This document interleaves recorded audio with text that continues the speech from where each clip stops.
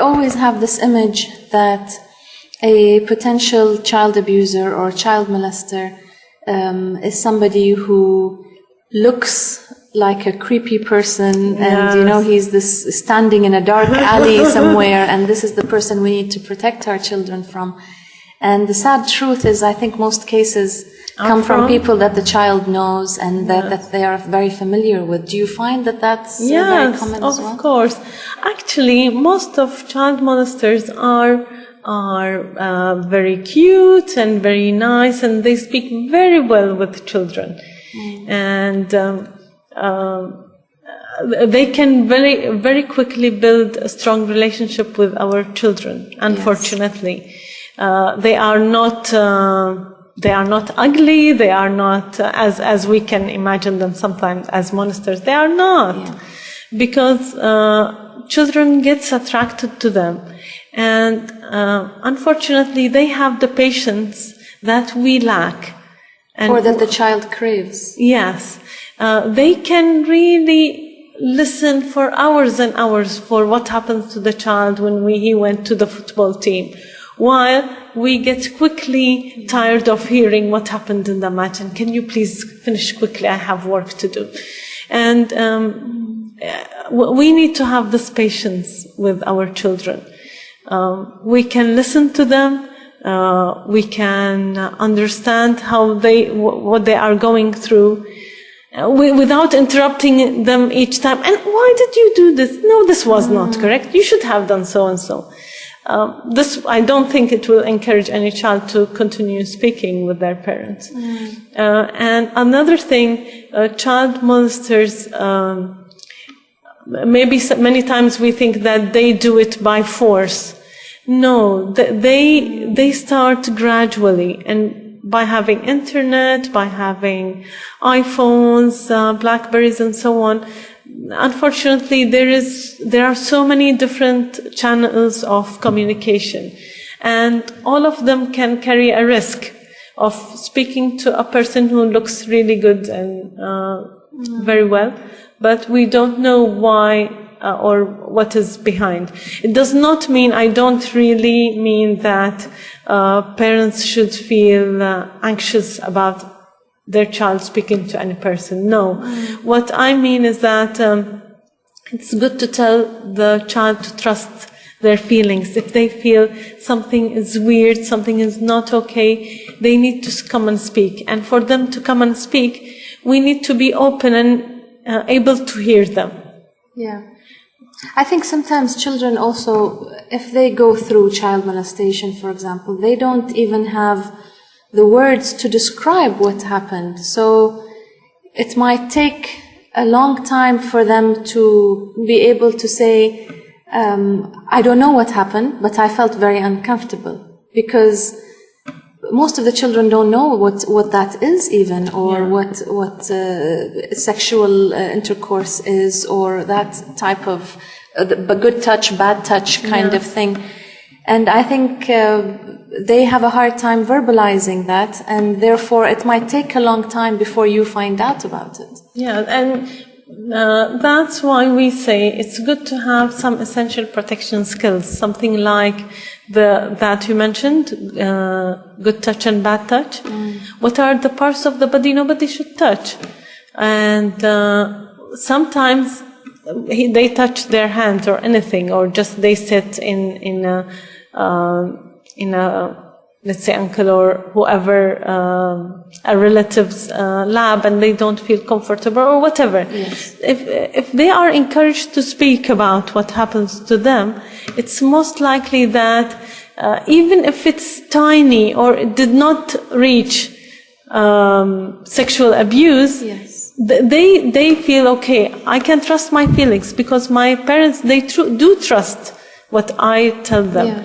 And maybe even if the child comes and he said something happened to him, it's good to listen until the end, because usually the story is not said in one go. He might said part of it, and then he waits for the reaction of his parents, and then he said a little bit more information and waits for the reaction.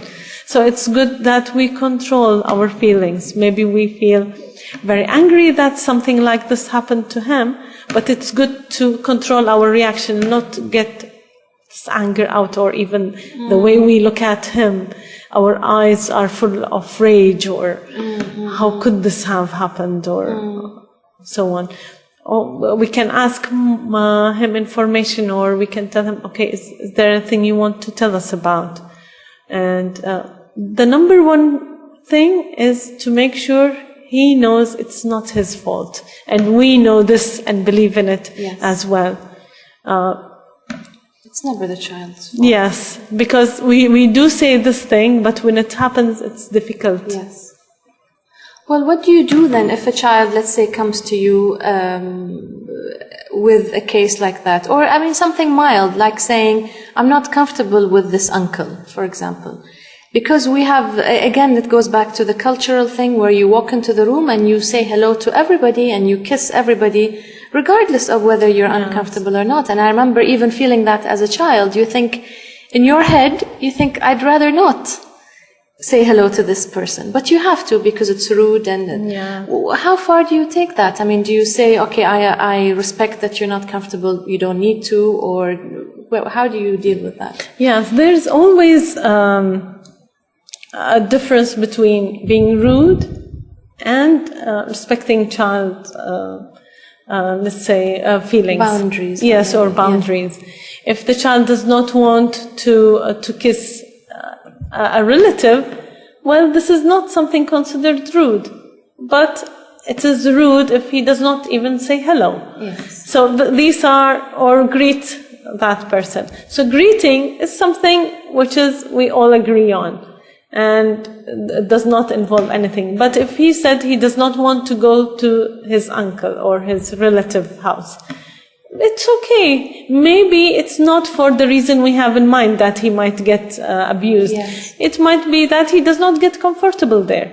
Maybe he does not have someone to play with. It could be for different reasons. It's good to make it open, and not really to always think that since he said this, then there must be something that I don't understand. Yeah. No, this something could be very minor, or something that does not need to worry about.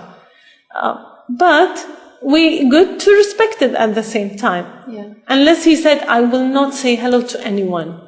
Yeah. Well, this is rude, obviously. So we can differentiate. It's not that difficult to do this differentiation. I think that's the whole point of this talk that I'm having with you now, is to not to scare parents into thinking everything is suspicious and therefore everybody around my child is suspicious, but to be vigilant enough to notice if something doesn't feel right or doesn't look right, and to open communication a bit more so that your child will come to you if they have a problem. Yes. I think we could talk about this all day if we could. But I really appreciate your time. Where can people go for more information about this center here in Bahrain?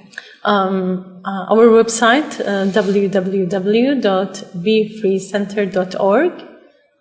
It has lots of information about the work we do, and even it has articles about different types of abuse and questions and answers about.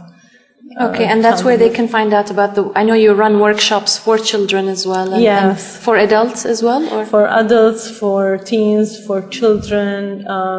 We do specialized training as well. Okay. So it's all different types of things. Okay, perfect. So it's befree.org. Yeah? Befreecenter.org. Befreecenter.org. And there are some publications that can be downloaded and read. One of them is about protection over the internet, and the other is about protecting children. It is called Because You Are God's Gift. So, yes, people can go and download some publications and read, or can read some articles. It has so many different things. I think internet safety is very important these days as well, because parents don't know enough about the technology. It changes so fast, and it's difficult to watch and monitor that, at least, very well. Dr. Rana, thank you so much for this interview. I honestly appreciate it. I love the work that you do. I think you are really making a difference to the country and to all the children. I'm sure they will also attest to that. Thank you so much. Thanks a lot.